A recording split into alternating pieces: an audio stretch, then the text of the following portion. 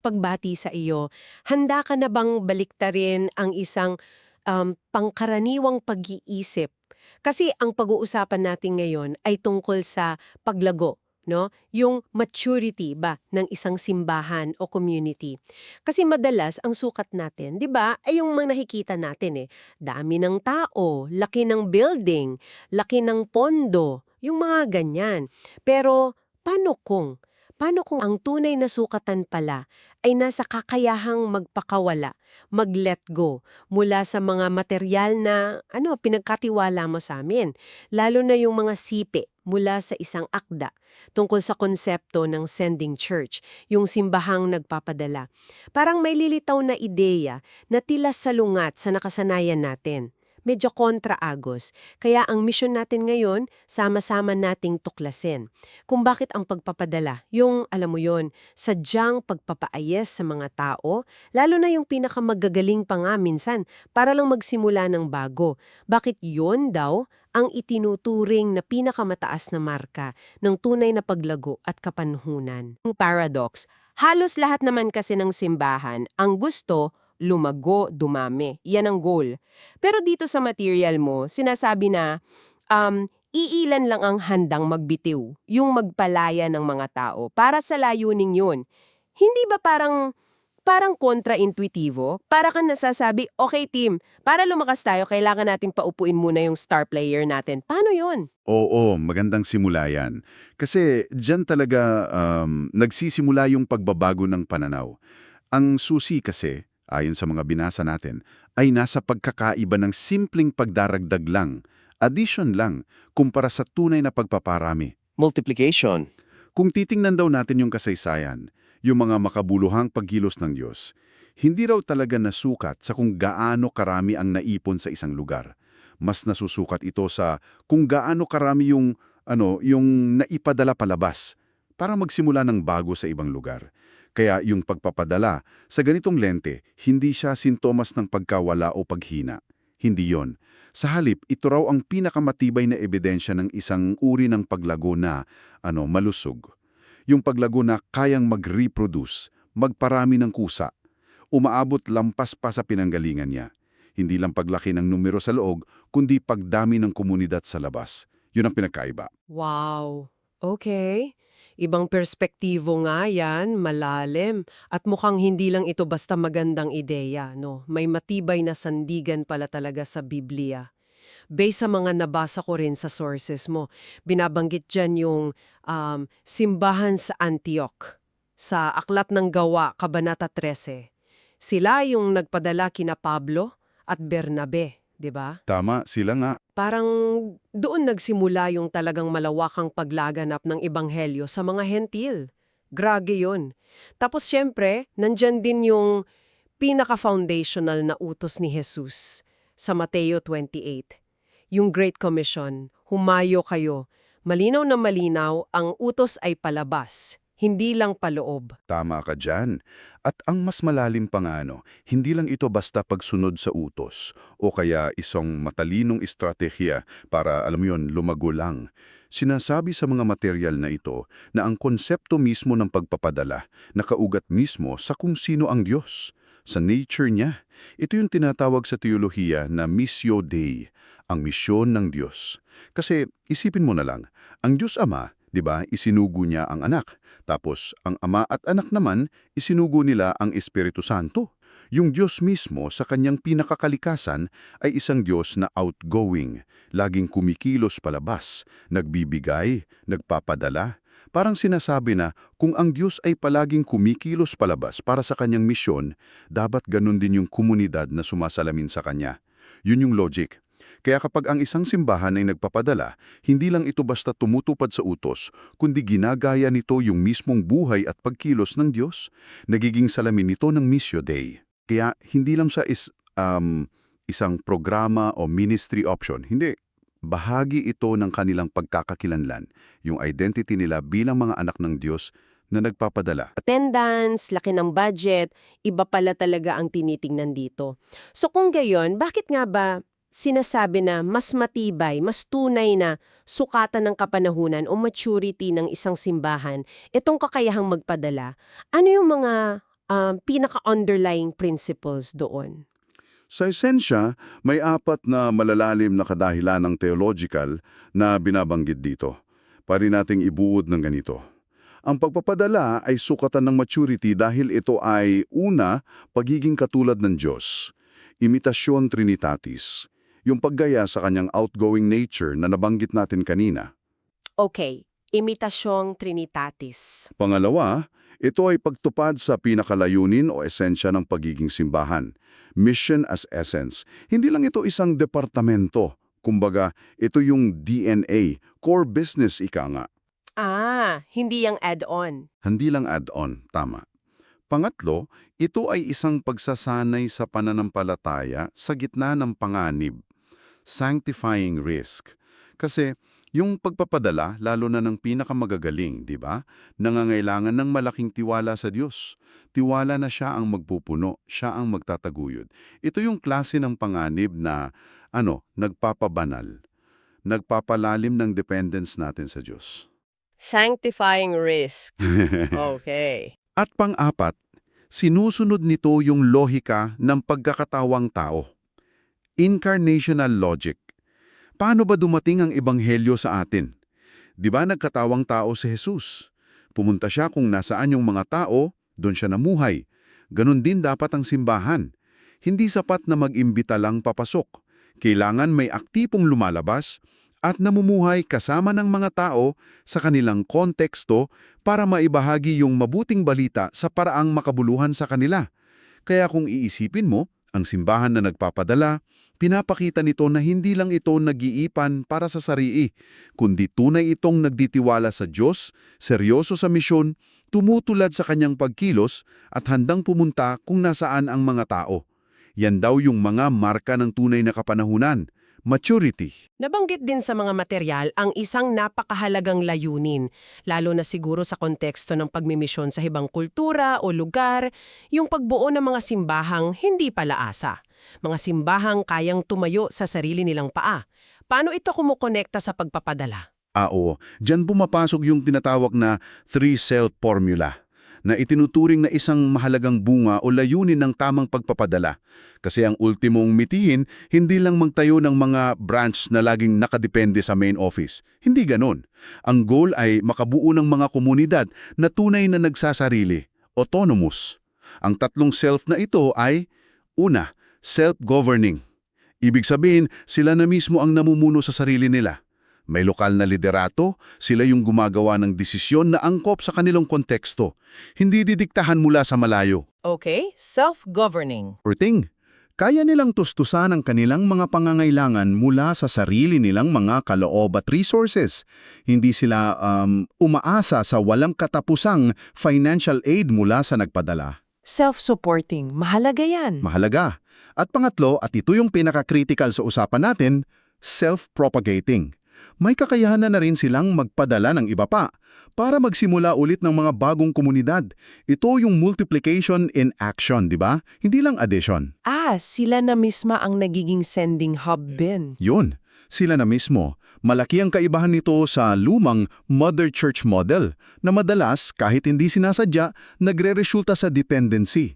Yung bagong tatag na simbahan parang laging anak na hindi lumalaki, laging nakasandal sa nanay. Ang tunay na layunin ng pagpapadala, ayon sa mga material mo, ay ang pagbuo ng mga autonomous na komunidad na sila mismo nagiging sending hubs din. Hindi lang extension, kundi tunay na pagpaparami. Malinaw na malinaw yan. Pero sige, maging practical tayo.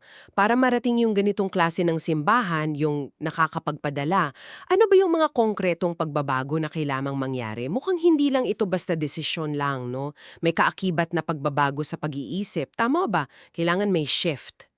Oo, totoo yan. Diyan talaga nagsisimula. Critical yung pagbabago sa mindset, sa pananaw. Binabanggit dito yung paglipat mula sa pag-iisip na tayo ang may-ari, ownership ba? Tayo may-ari ng mga tao, programa, resources. Patungo sa pag-isip na tayo ay mga tagapangasiwa lamang, stewardship. Pinagkatiwala lang ito sa atin ng Diyos para sa kanyang mas malawak na layunin. Steward lang tayo, hindi owner. Tama. Isa pa, yung paglipat mula sa pagiging parang consumer lang, yung tumatanggap lang ng spiritual goods and services sa simbahan, patungo sa pagiging contributor, taga-supply ng biyaya at paglilingkod sa mundo sa labas. Tayo na yung nagbibigay. At marahil yung pinakamahirap, no, yung paglipat mula sa laging pag-iwas sa panganib, risk avoidance, yung safe lang lagi, patungo sa pagyakap sa tinatawag na kingdom risk, yung kahandaang sumugal, mag-invest, magbitiw para sa paglawak ng kaharian ng Diyos, kahit pa may kaakibat itong pansamantalang, alam mo yun, kawalan o sakit para sa ating lokal na komunidad. Okay, so malaking shift nga yan sa pananaw. Kailangan talaga ng paradigm shift. Pero sapat na ba ang pagbabago ng isip? Paano naman yung mismong takbo o estruktura ng simbahan? May mga kailangan din bang baguhin doon sa systems? Magandang tanong yan kasi hindi nga sapat yung mindset lang. Kailangan itong maisalin, mag-translate sa mga konkretong sistema at istruktura. Una, mahalaga yung paglinang at pagtuturo ng malinaw na teolohiya ng pagpapadala. Kailangan ituro to. Consistent. Kailangan itong maging bahagi ng regular na preaching, teaching, discipleship. Dapat alam ng lahat. Pangalawa, dapat may intentional na sistema para sa pagtukoy, paghubog, at pag-mentor ng mga potential na leader na pwedeng ipadala. Hindi ito aksidente lang. Hindi pwedeng tsamba lang. Hindi pwede. Kailangan deliberate. Pangatlo, kailangan ng mga estrukturang susuporta dito, tulad ng pagkakaroon ng isang sending team o komite na tututok talaga sa proseso. Sila yung magpapatakbo. Pagbuo ng isang malinaw na sending covenant o kasunduan sa pagitan ng nagpapadala at ipinapadala para malinaw ang usapan. At siyempre, yung paglalaan ng pondo sa budget para suportahan ang mga gawaing ito. Hindi pwedeng walang pondo. Oo naman. Tapos, mahalaga rin yung pagpa-ritualize ng pagpapalaya. Halimbawa, yung pagkakaroon ng isang makabuluhang commissioning service, nagbibigay ito ng dignidad at kahulugan sa pag-alis. Hindi ito parang pagtalikod lang o pag-iwan. May blessing. May proper send-off, kumbaga. Oo, may proper send-off. At syempre, yung pagpapanatili ng tamang ugnayan, hindi pag-abandona, kundi patuloy na partnership. Tulungan pa rin. Kung babalikan natin yung halimbawa ng Antioch sa Gawa 13, makikita natin yung ilang element doon eh. May plural leadership sila, iba't ibang kaloob, iba't ibang perspektibo. Hindi lang isa ang bida. May pundasyon ng spiritual disciplines, panalangin at pag-aayuno bago sila nagdesisyon. Hindi basta-basta. At yung pagkilos, malinaw na pinangunahan ng Espiritu Santo at sinang-ayunan ng buong komunidad. Bottom-up din, hindi lang top-down. Nabanggit din sa mga material yung pagkakaroon ng parang roadmap, no? Isang 12-month plan bilang halimbawa. Hindi na siguro natin kailangan i-detalye bawat buwan, pero ano yung pangkalahatang daloy o mga yugto nun? Parang nagbibigay kasi ng gabay para hindi bara-bara ang pagpapadala, may proseso. Oo, mahalaga talaga yung may intentional na proseso. Susi yun para maging epektibo at sustainable yung pagpapadala. Yung roadmap na nabanggit, isang halimbawa lang yon ng proseso na karaniwang dumadaan sa mga ganitong yugto. Nagsisimula sa pagtatanim ng pananaw, vision casting. Dito ipinapaliwanag, ipinapaunawa sa buong komunidad yung kahalagahan at teolohiya ng pagpapadala. Why are we doing this? Okay, vision muna. Tapos, kasunod ang pagtukoy, identification ng mga potensyal na ipapadala. Sino ba yung may kaloob, may karakter, may calling? Kailangan silang makita. Pagkatapos, yung mahalagang yugto ng paghubog formation apprenticeship. Dito na yung malalimang training, mentoring, theological reflection, practical skills development. Dito hinuhulma. Dito yung investment talaga. Oo, malaking investment to. Kasunod niyan, madalas may pagsubok, field testing, parang OJT. Pagkakataon para masubukan nila yung mga natutunan nila sa mas maliit na skala o sa mismong konteksto na pupuntahan nila. Pagkatapos, yung paghirang at pagpapadala, commissioning. Ito na yung formal na pagpapala at pag-release sa kanila ng community, yung send-off na sinasabi mo. Ang ganda! At hindi ito nagtatapos dito. Ang huling yugto ay ang patuloy na pag-aalalay, sustaining. Dito na pumapanfok yung coaching, ongoing support, partnership. Hindi sila iniiwanan sa ere. Sa buong prosesong ito, mahalaga yung laging may assessment, may apprenticeship na natututo sila on the job kasama ng may karanasan. May nabubuong coaching network para sa suporta at may mga ritual na nagbibigay kahulugan sa bawat hakbang. May structure. Pero alam mo, habang pinag-uusapan natin to, hindi ko talaga maiwasang isipin yung hirap, yung sakit na kaakibat nito. Kasi natural lang sigurong mangamba yung mga leader at miyembro, di ba? Paano na kani dito pag umalis ni Pastor X o si Leader Y? Sino nang gagawa nito? Yung mga ganong tanong, baka humina ang mga ministry natin. May nabanggit nga ang kwento sa material tungkol sa isang simbahan, tinawag na Grace River Church. Mukhang dumaan sila sa ganitong pag-aalangan, pero may natuklasan sila. Ano yun? Totoong-totoo yan. At hindi dapat minamaliit o binabaliwala yung sakit na kasama ng pagpapadala. Yung pakilamdam ng kawalan, yung pangamba sa hinarap, legit yan, normal yan. Yung kwento ng Grace River Church na binabanggit mo, parang ganun nga yung naranasan nila. Nag-alala sila sa budget, sa mga programa, sa leadership gap na maiiwan, sino papalit. Pero ang nakakatuwa at ito yung madalas na nangyayari kapag may tunay na pagtitiwala at pagsunod. Nung naglakas loob silang magpadala, doon pa nagkaroon ng mga hindi inaasahang biyaya. Mga surprises, may mga bagong leader na biglang umusbong para punan yung puwang, yung mga dating tahimik lang, nag-step up.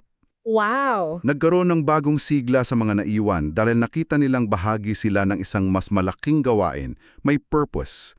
Yung tinatawag nga sa material na glorious pain. Masakit, oo, pero maluwalhati. Kasi hindi nasayang yung sakit.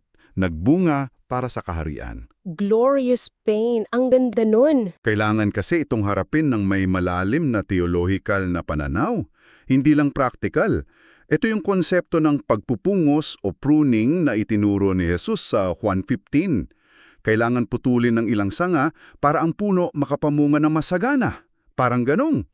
Ito rin ay isang uri ng kinosis, yung salitang Grego na tumutukoy sa pagtalikod sa sarili, pagpapakumbaba, pagbibitaw para sa mas mataas na layunin, tulad ng ginawa ni Kristo. Madalas, yung pagkawala ng isa, nagbubukas pala ng espasyo para umusbong ang marami pang iba na hindi nabibigyan ng pagkakataon dati. May lalabas na bago. Sa huli, ang pagtitiwala sa Diyos na Siya ang may-ari ng gawain at Siya ang magpapatubo, yun talaga ang pinakasusi para malampasan yung takot at sakit. Tiwala talaga. Nabanggit mo rin kanina yung huling yugto ng roadmap, yung pag-alalay o sustaining. Mahalaga sigurong idiin natin ito, no? Kasi baka ang isipin ng iba, pagkatapos ng commissioning, tapos na ang responsibilidad, bye-bye na. Paano ba dapat ang pag-aalalay na ito para hindi naman maging pagkontrol? Yung sakal ba? Napakahalaga niyan. Critical point yan. Kasi ang pagpapadala ay hindi pag-abandona. Ulitin ko, hindi abandonment. Ito ay pagsisimula ng isang bagong uri ng relasyon. Isang partnership. Kailangan ng tuloy-tuloy na suporta pero suportang nagpapalakas. Empowering support. Hindi yung nakakasakal o controlling. Dito, napakahalaga yung konsepto ng isang coaching network. Ang coach kasi, hindi siya boss o manager. Ang coach ay isang kasama sa paglalakbay na may mas malawak na karanasan o perspektibo. Isang guide. Ang trabaho niya ay magtanong ng magagandang tanong para matulungan yung ipinadala na makapag-isip for themselves, hindi magbigay ng sagot. Taga-tanong, hindi taga-utos. Tama. Mag-alok ng resources at mga koneksyon, magbigay ng encouragement at panalangin. Pero hindi siyang gumagawa ng desisyon para sa bagong komunidad. Tumutulong siyang makita ng planter yung daan, pero hindi siya yung nagmamaneho para sa planter. Gets mo ba? Oo, gets ko. Parang guide lang talaga sa gilid. Kaya pala mahalaga yung binanggit mo kanina na malinaw na kasunduan o covenant at yung pagkakaroon ng malinaw na hangganan o boundaries para parehong malinaw sa nagpadala at sa ipinadala kung ano yung expectations, ano yung papel ng bawat isa para yung pag-aalalay tunay na nakakapagpapalakas at hindi na uuwi sa panghihimasok o paglikha ulit ng dependency. Eksakto. Ang covenant ang nagsisilbing framework para sa malusog na partnership. Parang kontrata ng relasyon. Nililinaw nito yung mutual commitments, communication protocols, accountability structures, at kung paano harapin yung mga hindi maiiwasang challenges or disagreements. Kasi mangyayari yun eh. Ito ang tumutulong na mapanatili yung relasyon na nakatuon sa misyon at sa paglago ng bagong komunidad, hindi sa kontrol o ego ng alinmang panig. Okay, isa pang napaka-praktikal na usapin, pera, pondo, funding. Paano naman ang pagpopondo sa mga ipinapadala at sa mga bagong sinimulang gawain? Kasi kung hindi ito maingat na pamamahalaan, baka dito pa mag-ugat yung dependency na iniiwasan, di ba? May estratehiya din ba para sa pagbibigay? Oo, talagang critical ang aspektong yan, financial stewardship. Ang pagpopondo ay kailangan ding maging estratehiko at may layunin.